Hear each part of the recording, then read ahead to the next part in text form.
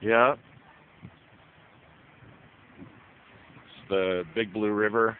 This is the West Court Bridge in Beatrice, Nebraska. I'm standing on U.S. Highway 136 at the moment. They're not allowing any cars to drive on here, so perfectly fine that I'm walking on it. You can hear barrels underneath the bridge. They're like bouncing up under the bridge.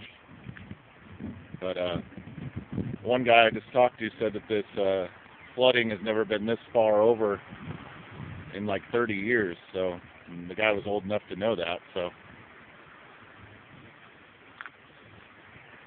and this business over here on the right is John Garcia's upholstery shop. It's underwater at the moment.